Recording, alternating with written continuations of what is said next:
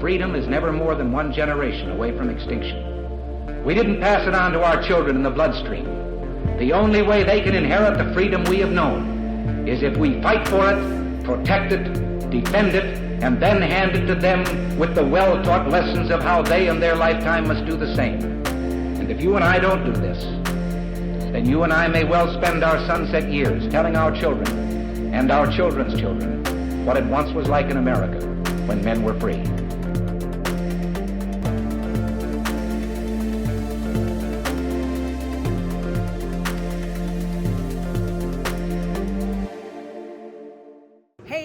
Cheryl Todd here with Gun Freedom Radio in fabulous Las Vegas for the 2025 SHOT Show. I am here with the other guy, Dan. Absolutely, and our very good friend Paige Roux, also known as Some Chick Who Shoots. Tell us about, where did that come from, Paige? Oh gosh, we're gonna go back. Because you're not just now. Some Chick Who Shoots. So I actually started the name Some Chick Who Shoots because I was going. This was 2019 when I started it. My family owns 3 indoor ranges and Shooters World in Phoenix, Arizona. And I was training for them. I was a female firearms instructor there, and I was their only female trainer. And I started teaching women's classes, but I was also going to school to be a wedding planner. And interesting mashup. Yeah, I don't know if you've ever known that. No. Yeah, and so I was in my senior year, and I started Some Chick Who Shoots because a women's class that I had one weekend were like, Paige, we need help with concealed carry. And in 2018, 2019, there really wasn't a presence for women in concealed carry, and I was just getting into it myself. I was 22 at the time. And so I was like, you know what? Let me find a page or a channel that I would feel comfortable sharing with you. And so I got all of my ladies' email addresses, and I did research that night. And research. And I could not find anyone. I was like, why? I did not realize there was a gap.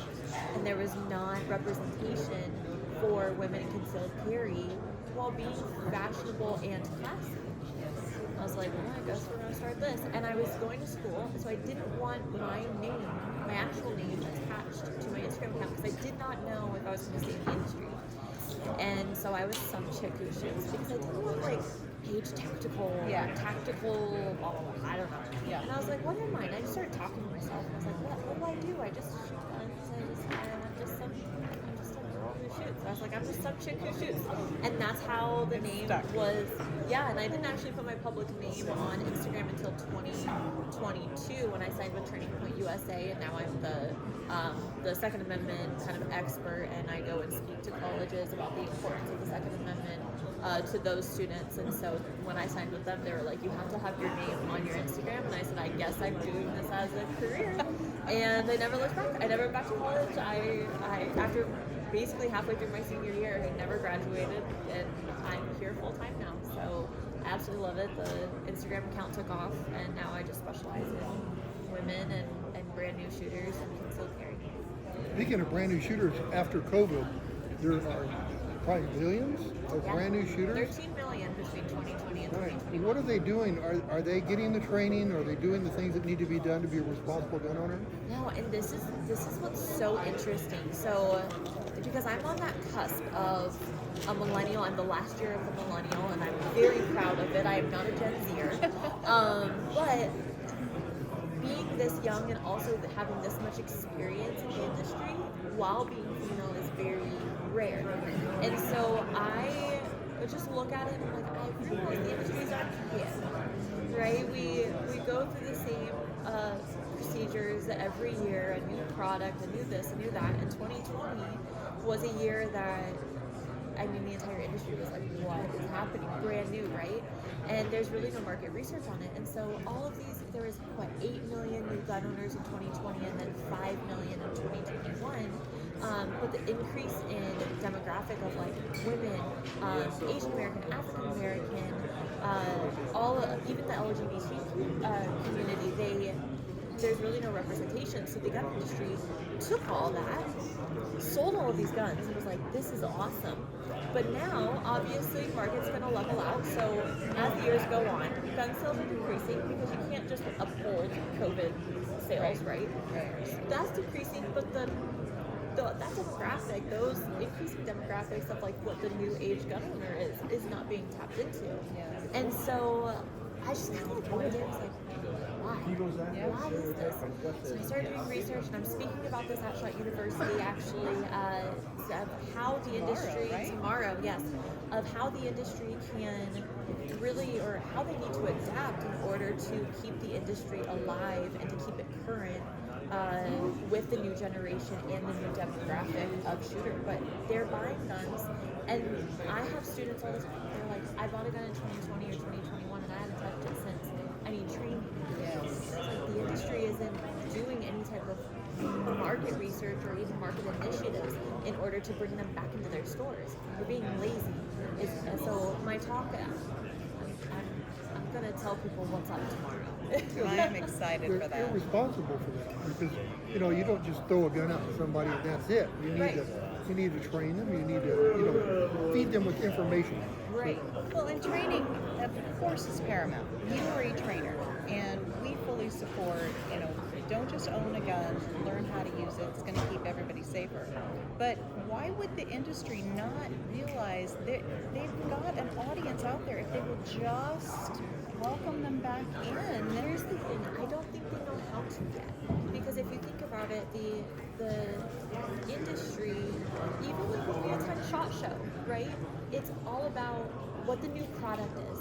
The new product. And what I've realized, especially with working with new shooters, is what I specialize in full time, and then also speaking to Gen Zers at colleges, whether they agree with firearms or not. I'm like, there's a huge just gap that people are missing. And what I'm realizing is the industry is really good at saying, hey, we've got this new product. When you're ready for it, we'll be here. But they're not walking over the bridge to go get that new client. They're expecting them to walk through the door. They're not changing their clientele. They're not even changing. I mean, if you think about it, okay, women, specifically in my experience, they say, I'm so intimidated to walk to a gun store. Okay, why? Why is that? The industry is not asking why. And they're not changing. It's just like, well, you should train, and there'll be people to help you. Well, why are you intimidated is why I asked my students. Well, I'm intimidated because these guys are dressed this way, or I'm the only female in there, or they don't have anything that works for me. Okay, so why can't the dealer or the retailer look at that and say, well, let's hire women. Maybe let's not wear tactical pants or act like we're going to military combat. And let's start dressing like the day-to-day, like our clientele. Let's start dressing like I am a concealed carry, law-abiding citizen, and show you how you can carry dressed like this. Still professional, but just those little changes, how that will just bring in, and in my talk tomorrow, I talk about how the generations are changing in what their core values are. And it's interesting because the older generations are really focused on tradition. And the gun industry is all about tradition because the Second Amendment is about tradition.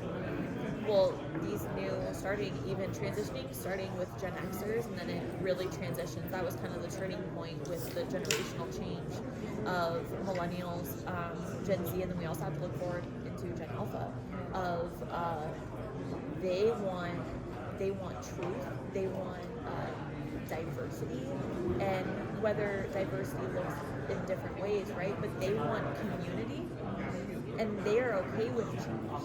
And so they want to feel welcome, and the older generation isn't about that, and I think that's where that gap in the industry is the older generation of the industry is saying, well, this is the industry, and you're going to fit that mold. And the older generation, or the newer generations are saying, we don't fit a mold, you're going to fit to us, or we will not come to you. Paige, I had a shop in the 70s, okay? And it was exactly that way. Women didn't walk in the store. Right. And it was like, it was our fault. It was the gun owner's fault because But you don't realize it. So the best advice I could give to anybody that has a gun shop that's older, have your wife get involved in it because they are the communicators. They're the ones that say, you don't make this look attractive for a woman to come into our stores if you would do this. And also don't tell them what they need. ask them what they want to do and Yes. help them. Yes. That's one of the biggest problems. I am intimidated when I go into a gun shop. Today. Hates it. He Today. hates it. If I've never been in the And shop he's owned before, every kind of gun there is. yeah, if I've not been in a shop before, like if physical shopping, I will not walk in that door by myself. And Isn't I'm that not afraid. interesting? I just don't want to. You know? Isn't that interesting? Yeah. So what's when my stepmom, my dad owns Shooters World, all 3 locations, and when my stepmom stepped into it in 2011, our store was like that. And the very first thing that she did was change the apparel section, because she started doing all of this research on how to welcome people in, and apparel is a soft entry. And so you don't walk in and immediately see guns or see something that you're not comfortable with, or see a tactical mannequin with a plate carrier and a helmet and stuff, you know? You see apparel. And she started incorporating female apparel. So if you go into our stores, you'll notice the very first thing that you walk into our store is some sort of apparel or merchandise section, because it welcomes, and then we also have a membership or a welcome desk because it gives someone a direction. We always have someone welcoming in, whether it's a male or a female. It's, how may I help you? And that's an immediate help. And so that, along with that soft entry of like, okay, I'm comfortable with apparel, I can walk to apparel. Yeah. And then I can shop it while kind of like getting an idea of what the store is about and who's in here, Yes. right? Instead of walking in and being like, I don't want to go in here. So that was how my family did it, and I'm not saying that's the only way to do it, but that was a step that my stepmom took that I was like, oh, it's a very interesting way to even start grabbing a different demographic into the gun store and welcome it. But yeah, we need to start doing that. So true, and you fill such an interesting space because of where you are on the generational spectrum, right? And because you are so curious-minded and research-oriented, you don't just, oh, that's interesting and move on. You really want to understand it, and then you're so articulate to be able to help other people learn what you've learned. You're welcome. And so the space that you're going to fill at SHOT Show University, if they film that at all, I want to add the link to this episode. I hope they film it. If not, people have been asking me, and I'll probably do some sort of online version of it. Love I it. think it's really beneficial. It's so beneficial. But then I think about another hat that you and I wear. I'm the Arizona State Director to Women for Gun Rights. You are one of our members. And what I'm trying to do in the Women for Gun Rights as an organization is to mentor women specifically to use their voice, find their voice, use their voice to impact and protect our individual liberties and our rights. And so kind of a similar thing where, we're talking to the older generation at a place like this, like, hey, you need to do X, Y, and Z to connect with the younger generation. I'm trying to figure out, well, how do I help the younger generation understand if you don't connect with your rights and the legislative process? It's not politics. And there's a little bit of that mixed in there, right? Because for some reason we've got this divide between the two major parties. Right. But the next generation can change that. There's enough of the next generation that they can change that. But if you're not impacting and finding your voice and using it, then all the rest of this doesn't exist. So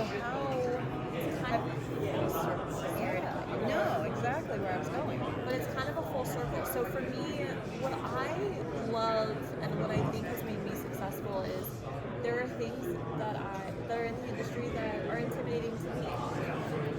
I'm okay with making a fool of myself, and I'm okay for trying things out in order to share it with other people so that they don't have to experience it. And I can be like, hey, I went through this, and this is what happened, or this is how you can do better. For instance, like just a little sidetrack, tactical games is a very intimidating competition that's nationwide, and it's basically CrossFit and shooting. Okay? I signed up for it. It is a 2-day competition, but it's so intimidating because their Instagram is intimidating. Everyone's I was competing next to Margot Alvarez, who's amazing, but she's a CrossFit Games athlete. Oh, wow. I was competing next to her, and so I did it, and I realized, wow, this community is amazing, and this is so much fun. you guys suck at marketing it to women, but I want to help market it. And so that's kind of the approach that I take with everything. And I think when it comes to policy and supporting the Second Amendment or even fighting for that, it's intimidating. So I've told you multiple times, I'm like, Cheryl, how do I get involved? What do I do? And you're like, go to the Capitol, we'll do this. I'm like, I'm not gonna talk, I'm not gonna request to speak yet because I'm not ready for it, but I just want to observe. And I think what I would really like to do, and what we've talked about, is have a meetup, right? Hey, bring a friend.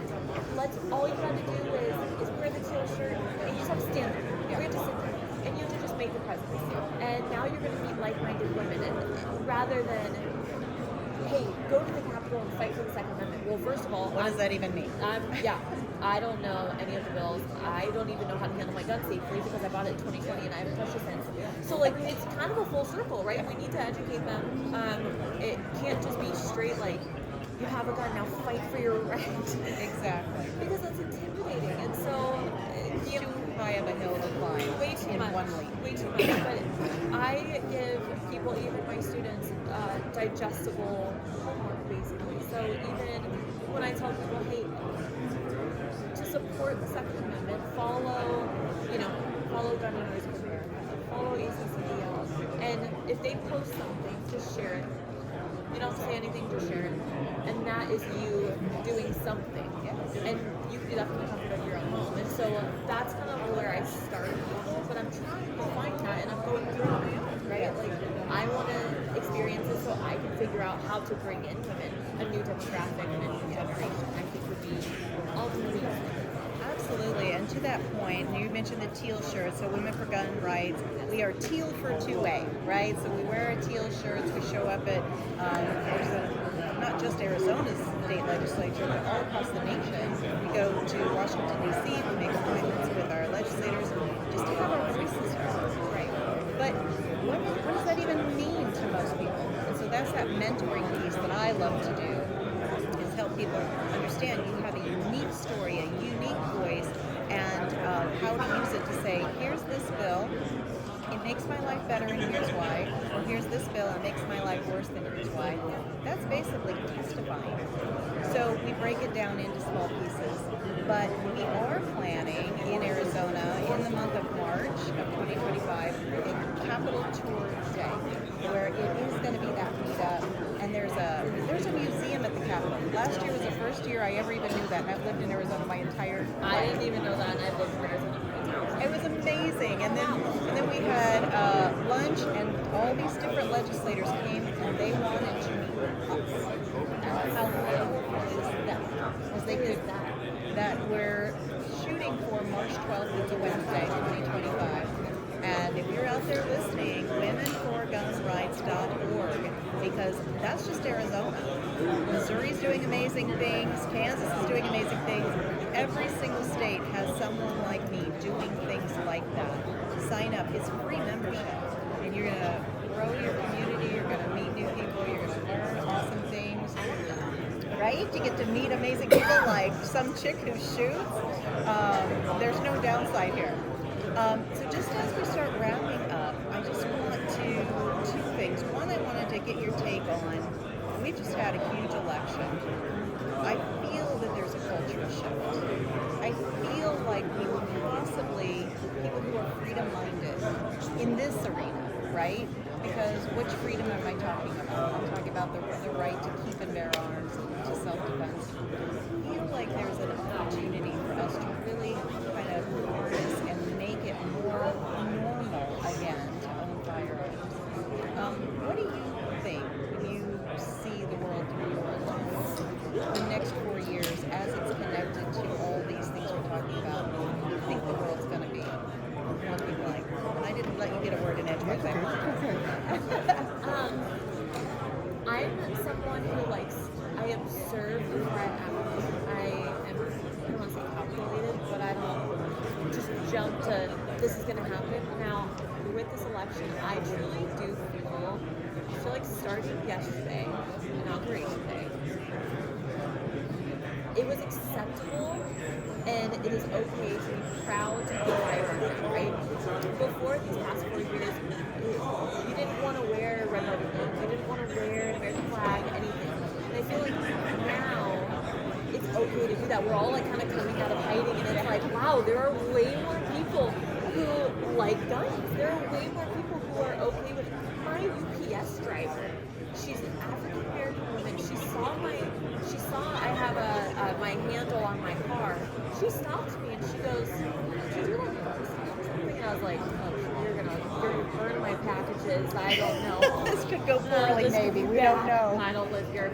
And she was like, "I want to do this." And I was like, "What in the world? This is so cool." So I feel like all these people are coming out of hiding. So these next 4 years, I really want to take the initiative of like, hey, it's okay and it's acceptable to, and it's powerful to support the Second Amendment and own a firearm, and you can have that conversation. It doesn't have to be this. It's not a left or right issue. It's just, hey, you're an American. I don't care who you vote for. Why? Because the Second Amendment's for everyone. And let's just get back to American values. The past 4 years have been 5 years. Have been nonsense. Let's just put it behind us and let's move on how America should run. And we as Second Amendment advocates have to welcome that. And so I think that is going to have a huge opportunity.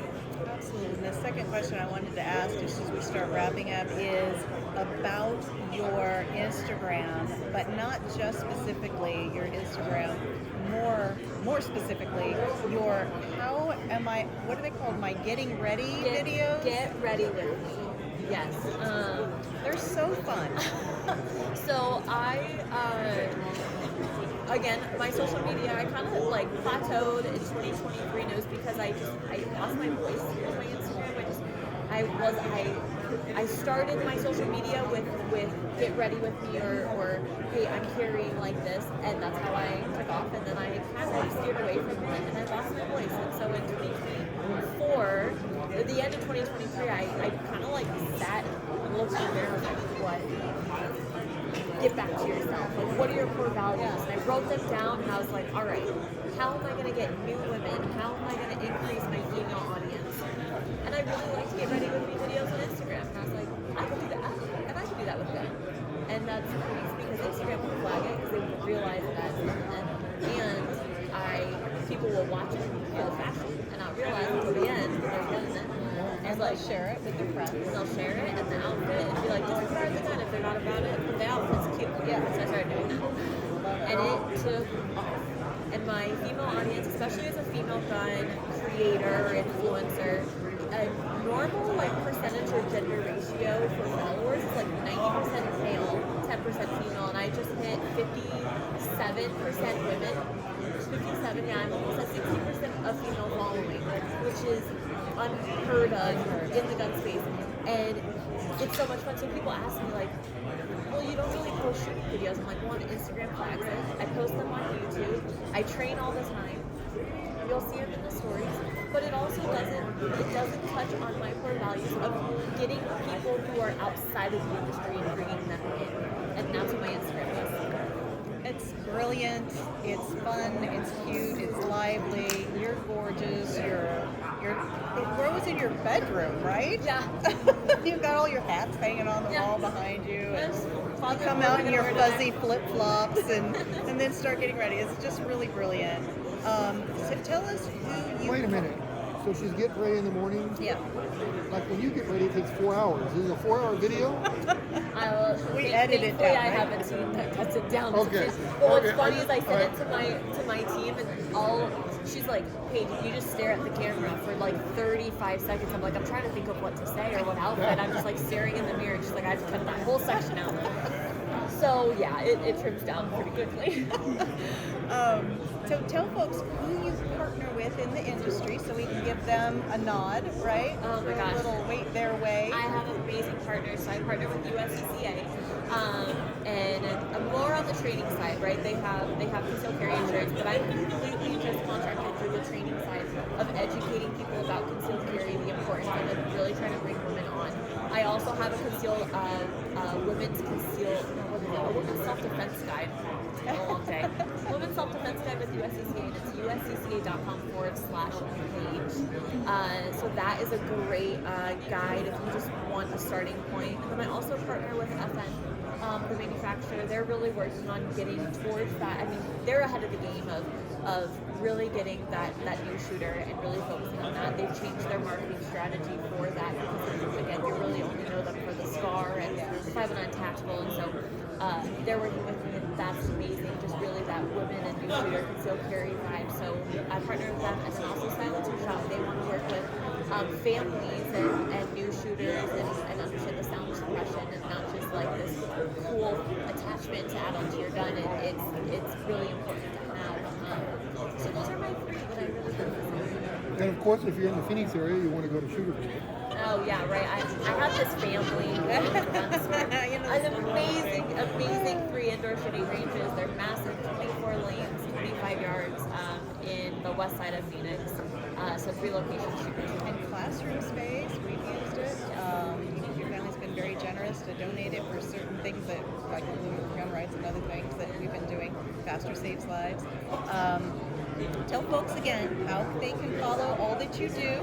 I am some chick who shoots, spelled exactly like that. So find me on Instagram. You can also look me up by just my first and last name, Paige Roux. But my entire brand is some chick who shoots. So my website is that, and then my Instagram, YouTube, and Facebook. And Roux is R-O-U. Fantastic. Thank you so much for all you're doing. You are going to change this industry, and you are going to impact generations to come. We're going to add a team to it. I love it. I love it. Thank you so much. Thank you.